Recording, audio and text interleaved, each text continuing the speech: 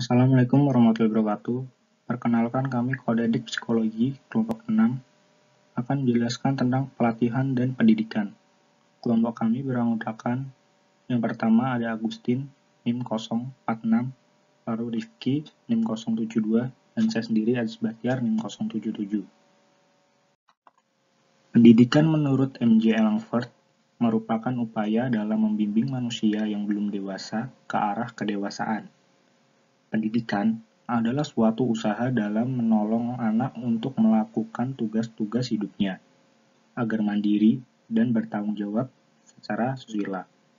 Pendidikan juga diartikan sebagai usaha untuk mencapai penentuan diri dan tanggung jawab. Ahorn menyatakan bahwa pendidikan adalah proses yang dilakukan secara terus-menerus dari penyesuaian yang lebih tinggi bagi manusia yang telah berkembang secara fisik dan mentalnya.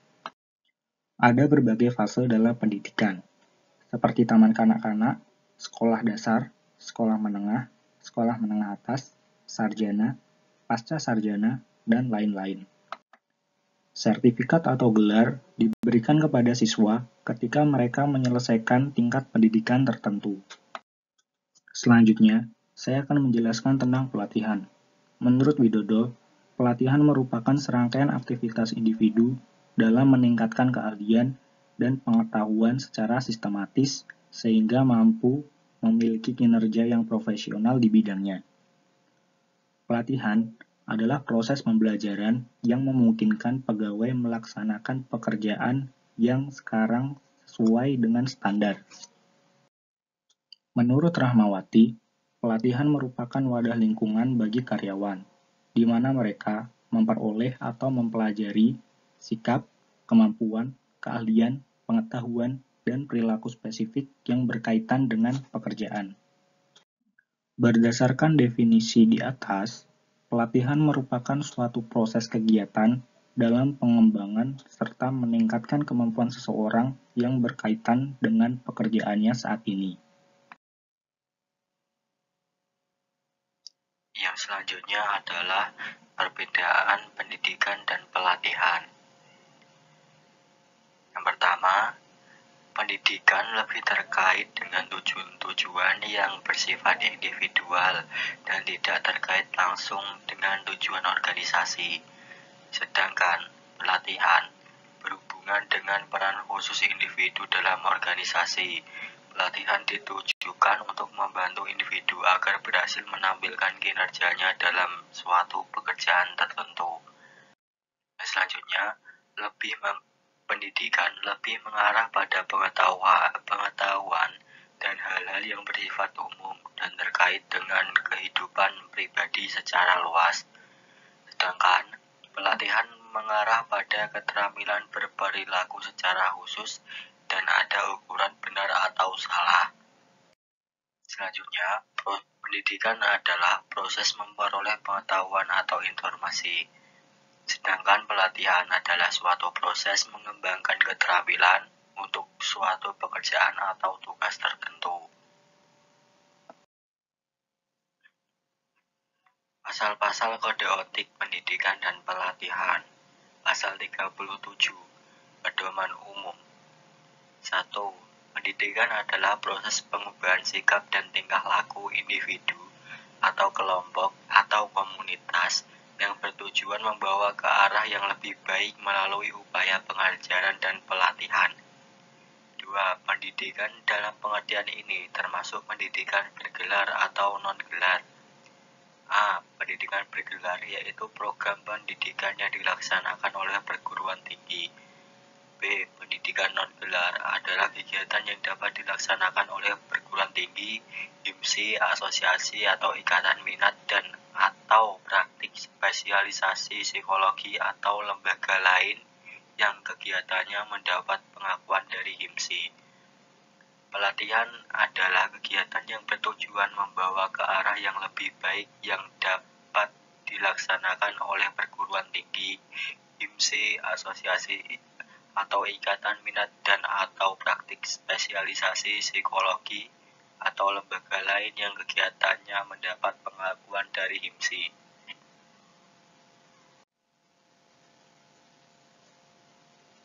Pasal 38, rancangan dan penjabaran program pendidikan dan atau pelatihan. 1. Psikolog atau ilmuwan psikologi yang bertanggung jawab atas program pendidikan dan atau pelatihan mengadakan langkah-langkah yang tepat untuk memastikan bahwa program yang dirancang memberikan pengetahuan yang tepat dan pengalaman yang layak untuk memenuhi kebutuhan. 2. Psikolog dan atau ilmuwan psikologi mengambil langkah yang memadai guna memastikan penjabaran rencana pendidikan dan atau pelatihan secara tepat dengan materi yang akan dibahas, dasar-dasar untuk evaluasi kemajuan dan sifat dari pengalaman pendidikan. Standar ini tidak hanya membatasi pendidik atau supervisor untuk memodifikasi program pendidikan dan atau pelatihan atau persyaratan jika dipandang Indonesia penting atau dibutuhkan, selama peserta pendidikan dan atau pelatihan diberitahukan akan adanya perubahan dalam rangka memungkinkan mereka untuk memenuhi persyaratan pendidikan dan atau pelatihan. 3. Psikolog dan atau ilmuwan psikologi menyusun program pendidikan dan atau pelatihan berdasarkan teori dan bukti-bukti ilmiah dan berorientasi pada kesejahteraan peserta pendidikan dan atau pelatihan. Jika psikolog dan atau ilmuwan psikologi menggunakan program yang telah disusun oleh pihak lain, maka ia seyogyanya mendapatkan izin penggunaan program tersebut atau setidak-tidaknya mencantumkan nama penyusun program. Keempat, psikolog dan atau ilmuwan psikologi dalam melaksanakan pendidikan dan atau pelatihan diawali dengan menyusun rencana berdasarkan teori yang relevan sehingga dapat dipahami oleh pihak-pihak lain yang berkepentingan. Psikolog dan atau ilmuwan psikologi membuat desain pendidikan dan atau pelatihan, melaksanakan dan melaporkan hasil yang disusun sesuai dengan standar atau kompetensi ilmiah dan etik. Pasal 39. Keakuratan dalam pendidikan dan atau pelatihan. Psikolog dan atau ilmuwan psikologi mengambil langkah yang tepat guna memastikan rencana pendidikan dan atau pelatihan berdasar perkembangan kemajuan pengetahuan terkini dan sesuai dengan materi yang akan dibahas serta berdasarkan kajian teoritik maupun bukti-bukti empiris yang ada. Assalamualaikum warahmatullahi wabarakatuh. Perkenalkan, nama saya Agustin Ella Enardan Nurul Hafidah, NIM 1807016046. Di sini saya akan melanjutkan menjelaskan mengenai pasal-pasal kode etik tentang pendidikan dan pelatihan. Pada pasal 40 mengenai informed consent dalam pendidikan dan atau pelatihan, yang isinya psikolog dan atau ilmuwan psikologi harus memperoleh persetujuan untuk melaksanakan pelatihan sebagaimana yang dinyatakan dalam standar informed consent, kecuali jika a. pelaksanaan pelatihan diatur oleh peraturan pemerintah atau hukum, b. pelaksanaan dilakukan sebagai bagian dari kegiatan pendidikan, kelembagaan, atau organisasi secara rutin, misalnya syarat untuk kenaikan jabatan. Pada pasal 41 mengenai pengungkapan informasi peserta pendidikan dan pelatihan, yang isinya pertama, psikolog atau ilmuwan psikologi mengambil langkah-langkah untuk melindungi perorangan atau kelompok yang akan menjadi peserta pendidikan atau pelatihan dari konsekuensi yang tidak menyenangkan, baik dari keikutsertaan atau penarikan diri atau pengunduran dari keikutsertaan. Yang kedua, psikolog atau ilmuwan psikologi tidak meminta peserta pendidikan atau pelatihan untuk mengungkapkan informasi pribadi mereka dalam kegiatan yang berhubungan dengan program yang dilakukan, baik secara lisan ataupun tertulis, yang berkaitan dengan sejarah kehidupan seksual, riwayat penyiksaan, perlakuan psikologis dari hubungan dengan orang tua, teman sebaya, serta pasangan ataupun orang-orang yang signifikan lainnya. Hal tersebut tidak diberlakukan kecuali jika program ini menjadi satu cara atau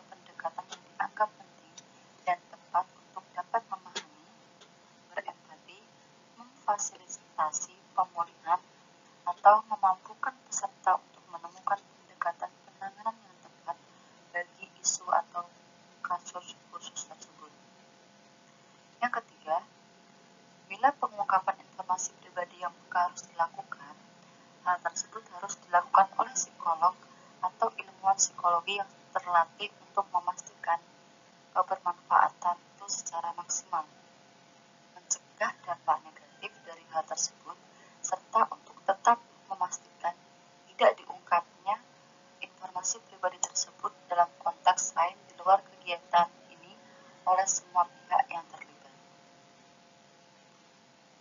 Selanjutnya, pasal 42 mengenai kewajiban peserta pendidikan dan pelatihan untuk mengikuti program pendidikan yang disyaratkan, yang isinya, bila suatu pendidikan atau pelatihan atau suatu kegiatan merupakan persyaratan dalam suatu program pendidikan dan pelatihan, maka penyelenggara harus bertanggung jawab bahwa program tersebut tersedia. Pendidikan dan pelatihan yang disyaratkan tersebut diberikan oleh ahli dalam bidangnya yang dapat berhubungan dengan program pendidikan atau pelatihan tersebut. Kemudian pada pasal 43 mengenai penilaian kinerja peserta pendidikan dan pelatihan atau orang yang disupervisi, yang isinya pertama, psikolog atau ilmuwan psikologi dalam bidang pendidikan, pelatihan, pengawasan atau supervisi menetapkan proses yang spesifik dan berjadwal untuk memberikan umpan balik kepada peserta pendidikan dan pelatihan atau kepada orang yang disupervisi. Informasi mengenai proses tersebut diberikan pada awal pengawasan. Yang kedua, psikolog atau ilmuwan psikologi mengevaluasi kinerja peserta pendidikan dan pelatihan atau orang yang disupervisi berdasarkan persyaratan program yang relevan dan telah ditetapkan sebelumnya. Kemudian pada pasal 44 mengenai keakraban seksual dengan peserta pendidikan dan pelatihan atau orang yang disupervisi, yang isinya, 1.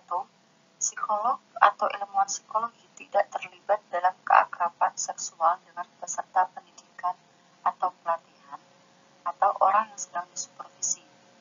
Orang yang berada di agensi atau biro konsultasi psikologi, pusat pelatihan atau tempat kerja di mana psikolog atau ilmuwan psikologi tersebut mempunyai wewenang akan menilai atau mengevaluasi mereka. Yang kedua, bila hal di atas tidak terhindari karena berbagai alasan, misalnya karena ada hubungan khusus yang telah terbawa sebelumnya, tanggung jawab tersebut harus dialihkan pada psikolog atau ilmuwan psikologi lainnya yang memiliki hubungan netral dengan peserta untuk memastikan objektivitas dan meminimalkan kemungkinan-kemungkinan negatif pada semua pihak yang terlibat. Sekian presentasi dari kelompok kami. Terima kasih telah memperhatikan dan kami mohon maaf jika ada kesalahan pengucapan atau kekurangan dalam menyampaikan materi tersebut. Wassalamualaikum warahmatullahi wabarakatuh.